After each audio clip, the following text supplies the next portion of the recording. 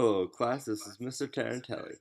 I apologize that I am not able to attend class today because I have prior obligations, but I am recording this lesson so that when I get back that we can keep on moving with our information.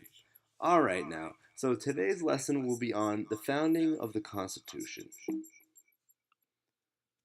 So let's start with the Revolutionary War.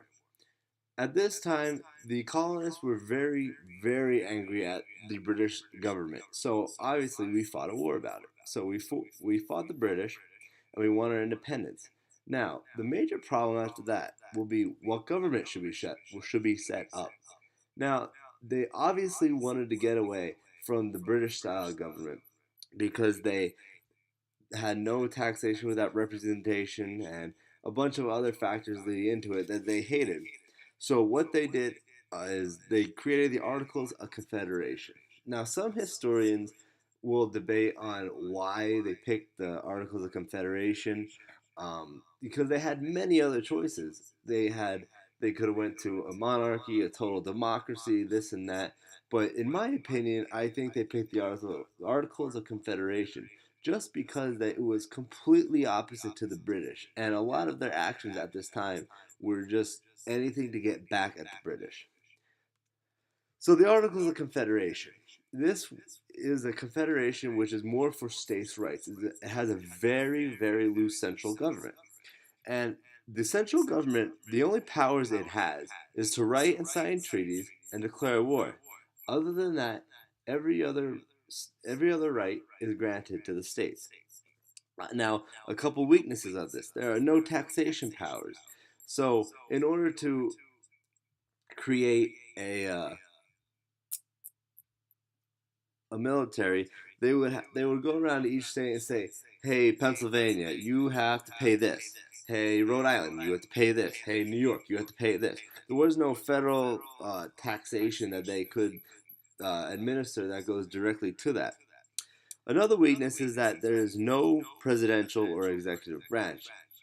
Um, Another weakness to this is that there are no national federal courts. The only courts that were state courts. So sometimes if a person committed a crime within Pennsylvania and then they moved to New York, this was a big debacle because they didn't really weren't really sure at this time should they follow Pennsylvania's laws or New York's laws. So there was a lot of problems with this. Um, And one of them was the fact that there was no way to resolve fighting with the states. There was no central power there able to stop any bickering between states. And this happened a lot just because a lot of states were able to use to administer taxes depending on what were their needs. And some states didn't agree with that, so it created a lot of tax wars. The economy wasn't very good at this point. Another problem with this is that the only way to amend the articles is the fact that all 13 states had to meet together and had to agree upon it, which could cause a lot of problems if there's a major problem but only one state thinks that it shouldn't change, then it can't change. And then a major problem that eventually led to its downfall was that there was no way to quickly respond to internal and external threats.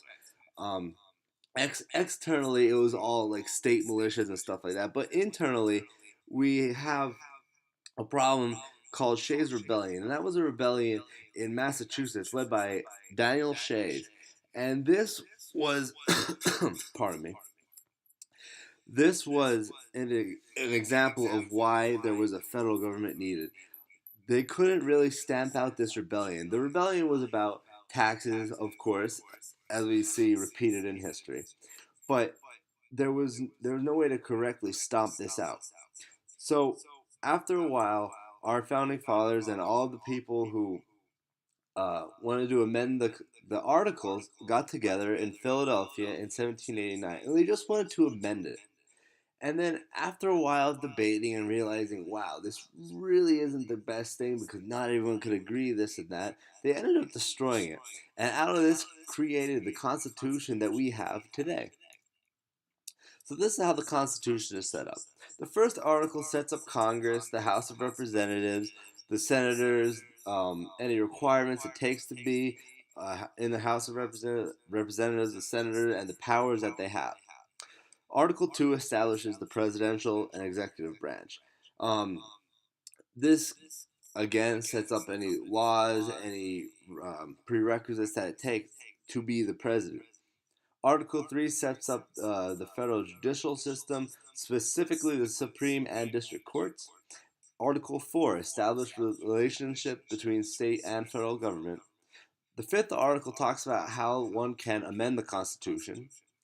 Article 6 talks about establishing the federal law is supreme and above all other states.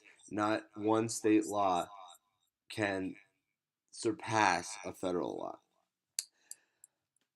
Then Article 7 talks about how to ratify it, which at this time there was 13 states. So they all agreed that in order to ratify it to make it the law of the land, that only 9 states had to agree to this. So there, a lot of people agreed to this, but also didn't agree to this. And at this point, we have a Federalist and Anti-Federalist party, if you want to put it like that. So the Federalists were led by a man named Alexander Hamilton, which is pictured in the top, and they advocated for a very strong central government. Then on the other hand, you had Anti-Federalists, and they were more on the states' rights side, and they were led by a man named Thomas Jefferson, who will eventually become our third president. And anti federalists were very worried about individual freedoms because at Britain, I should say in Britain, a lot of the freedoms that they felt they had weren't protected. So they wanted to make sure that to try to prevent any tyranny of government and that this government would actually protect those rights, that there had to be more done to this. So at this time, they made a compromise between these two.